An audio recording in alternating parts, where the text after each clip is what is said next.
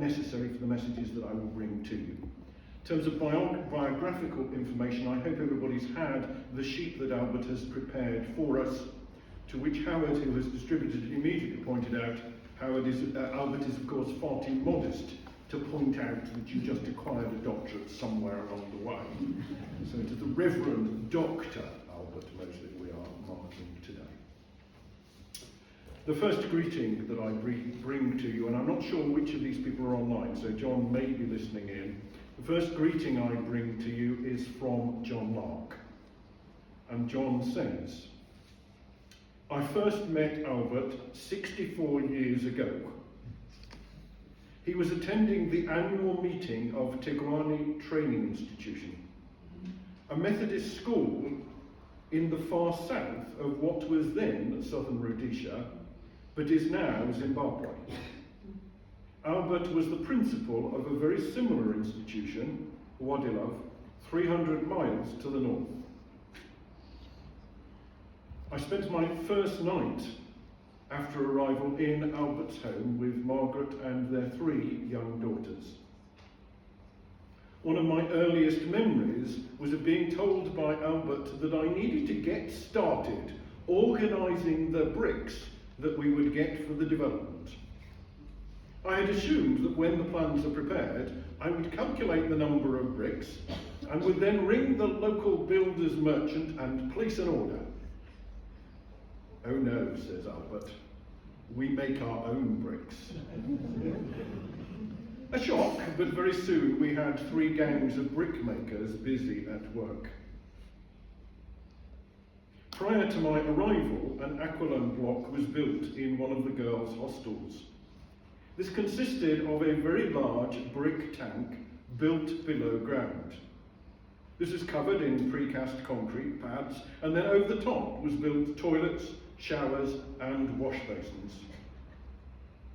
The matron, Mrs. Sharver, was so pleased with this development that each evening she went into the block with a tin of disinfectant and put an egg cup in each toilet and basin. Sadly, this killed all the bacteria that enabled the system to work.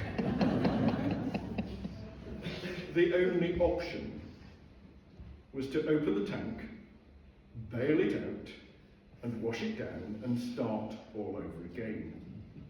Not a very pleasant task, you would understand. Anyhow, a smaller group of students who were doing community work were allocated to help me. Early in the morning, we set to work in appropriate dress, and as we started, I looked up to see Albert in similar dress coming to join us, and spent the whole day getting the job completed. I heard Albert preach many sermons, long since forgotten, but working alongside us that day was a sermon in action I will never forget. Working with an Albert was a joy, and we got some good results. I became friendly with a young lady who lived 50 miles away from Wadilove. Thanks to the kind invitation of another staff member, Jean was able to come for the occasional weekend and stay over. In due course, Albert agreed to be the best man, and that for me was the start of 60 years of happy married life. In later years, we met up at various times. I remember at Sally Oak one occasion when our 2 children went to play with some neighbours. In line with our African tradition, our 2 were in bare feet. We later heard that they had said that the people staying with the Mosleys were so poor they couldn't afford shoes. I've been retired for 25 years, and I look back over my working life. I can say confidently Albert was the best boss I had. Words from John Lark. Greetings from David Cruz, a colleague at Mission House. Praise the Lord for 75 glorious years. It's been a tremendous privilege to see the results of Albert's work in training many ministers, his highly regarded and a faithful witness. Albert is full of integrity and full of fun. Methodism salutes him and gives him thanks.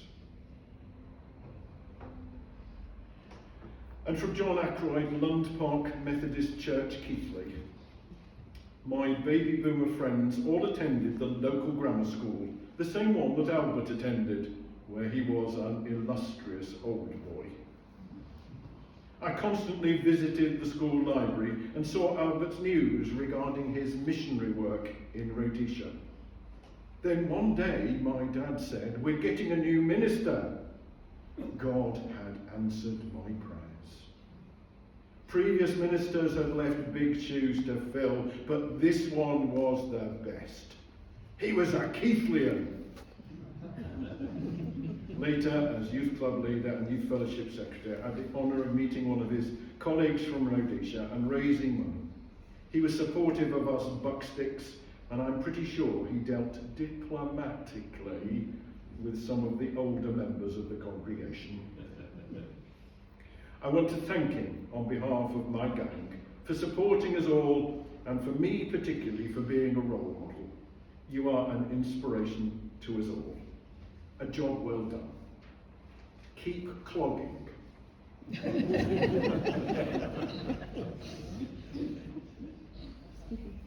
I have a note from Don, thank you for that. Thanking Albert for his wisdom and his guidance. Whenever you open scriptures and find something you don't understand, you can always go and see Albert and find some wisdom that you needed to know. You're quite right, Don, I do it too. Albert and Margaret were themselves missionaries in what was then southern Rhodesia. They helped untold numbers of people. We know that Albert's strong faith and inspirational preaching reached out, but it was practical witness too. Albert knew the young Robert Mugabe and was pleased when he became president because he was such an idealist for his people. Albert wrote urging moderation, but to no effect. Albert was then back in England and not allowed back to Zimbabwe as it had become. David, come and bring us a greeting.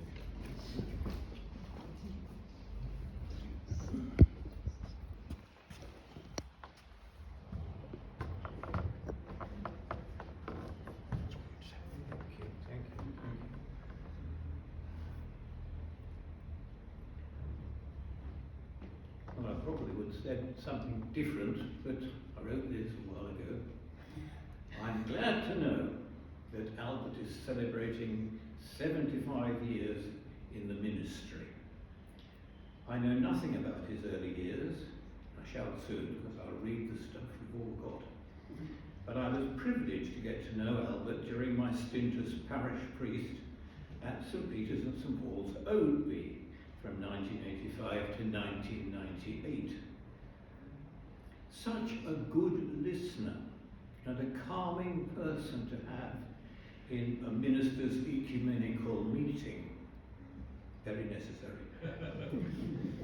Albert was always very supportive in the Oadby Council of Churches, which I valued tremendously because I was passionate about it too, and very disappointed that the Anglican Methodist talks got nowhere a few years previously, and you'll be pleased to know that when my bishop voted against, I marched him round my garden, chiding him all the while. Albert was also very interested in, and still is, in interfaith concerns, as was I, and that helped, especially as Oadby was beginning to become more diverse. I remember asking him straight out, although I knew the answer, do Anglicans come across as arrogant? Yes. So I put that in my pipe and tried to study humility. I was pleased he became the denominational missionary archivist, if that's the correct title, because in his research, and now here's a coincidence, he had come across my eldest son's wife's missionary grandparents maybe even great-grandparents, the Spencers from Liverpool who served in India. Now, what about that for a coincidence? In any case, thank you, and thank you, Albert. Thank you, David.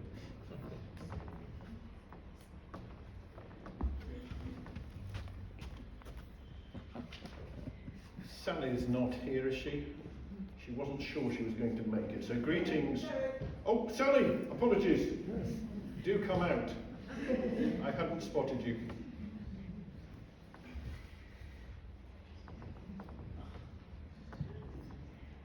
I knew you were very committed this morning. Do come and speak to us. If you want to read, that's what you'd sent me. But if you want to just speak off the cuff, that's fine too. Hello, Albert. It's lovely to see you again. And thank you for this invitation. So I want to talk about some time that I spent with Albert working for the Leicester Faith Support Group for Asylum Seekers and Refugees, and working closely with the then director of the Anglican Board of Mission and Responsibility, Social Responsibility and others. Albert was a co-founding member of the Leicester Faith Support Group for Asylum Seekers and Refugees back in 2000. Albert remained a member of its steering committee for around 15 years, serving as both secretary and treasurer. This involved collaborative, ecumenical and interfaith work with, for example, Quakers, Baptists, Catholics, Muslims, members of the local Jewish and Baha'i communities, to give practical support to individual asylum seekers who began to be dispersed throughout Britain around the time the support group was set up. In the early years, Albert used to arrange monthly Sunday afternoon visits to asylum seekers living in the International Hotel in the city centre, where conversation and companionship were helped along by board games and cake. Later, Albert's excellent relations with people from different faith communities made it possible to collaborate over accommodation initiatives, the collection of practical items such as toiletries and food, and the publication of a booklet setting out how the scripture traditions of different faiths address our duty and our commitments to the exiled, the refugee and the outsider. Always kind and patient, Albert was driving force, guiding the group with wisdom and the insight which comes from many years of experience. So thank you, Albert. Thank you, sir. That seems a natural move to interfaith work, and it is such a privilege to have our good friends Resham and Jeffrey with us this morning. Resham, do please come and bring your greeting.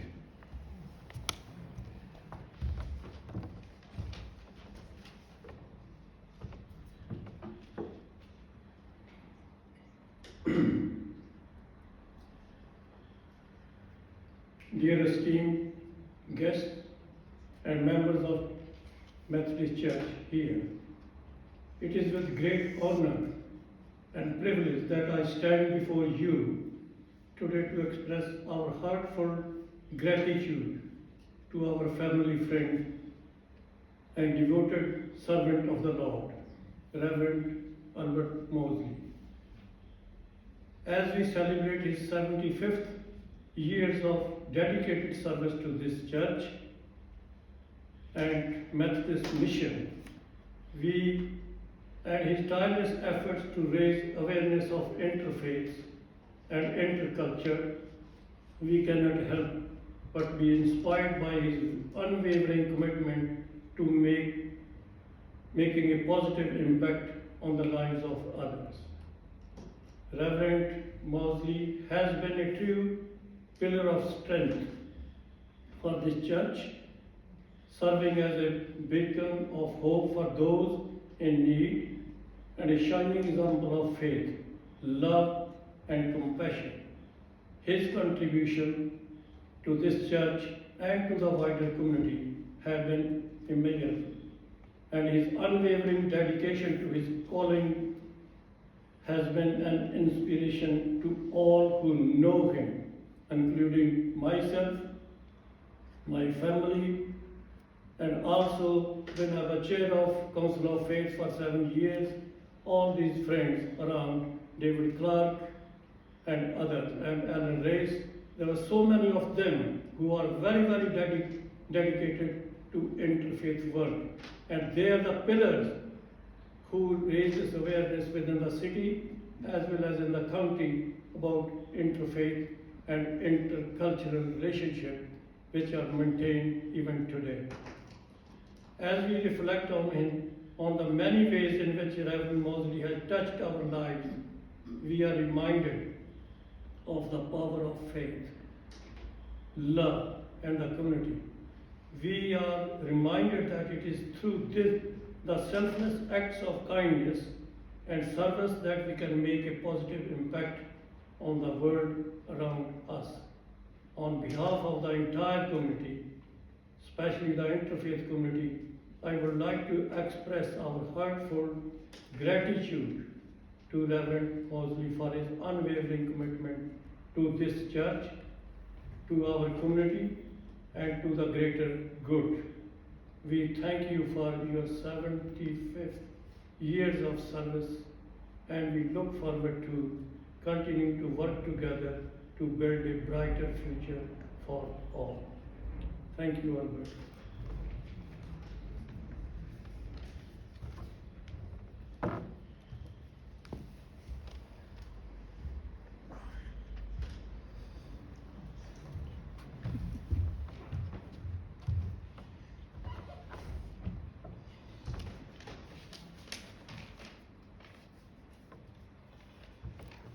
First of all, can I thank you for the opportunity and the invitation to come here this morning to say a few words that I'm going to say. I feel honoured and it's an absolute pleasure and joy to be here.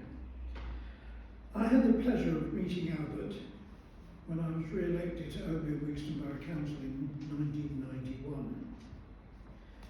Somebody had what was then a revolutionary idea of having a multi-faith stroke cultural gathering in Obi to celebrate the fact that in our part of the world at least it was possible for many communities to live together in respect and harmony, even if at times we needed to convince that that was possible to our leaders.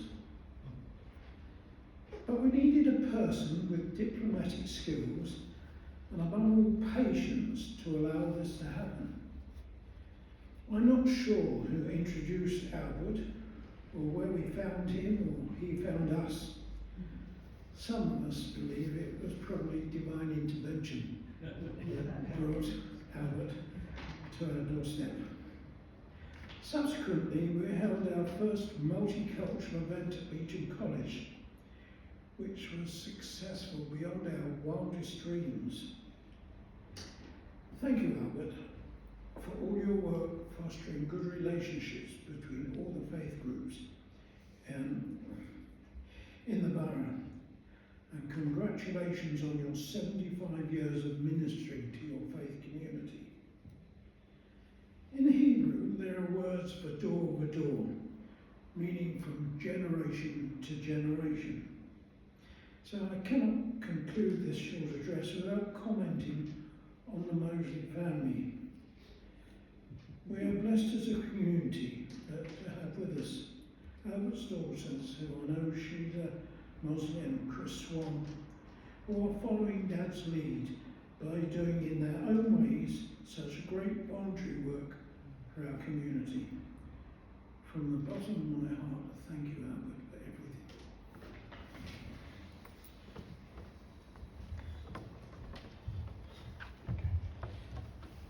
Thank you.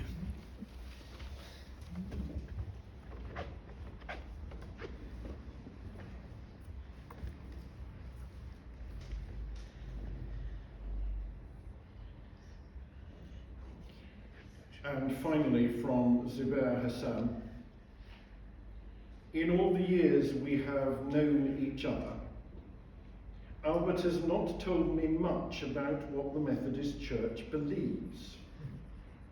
Rather, he has embodied and shown me and the Muslim community of our town who and what the Methodist Church is.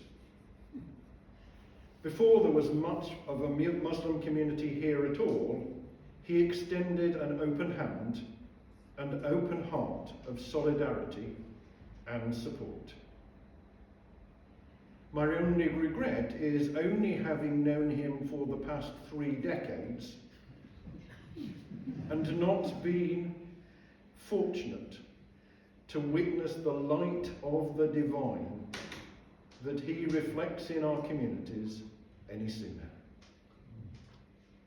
The light of the divine that he reflects into our communities. Thank you, Zubeir.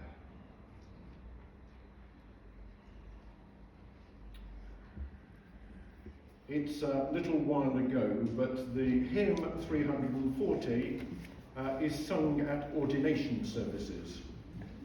Ye servants of God, your master proclaim.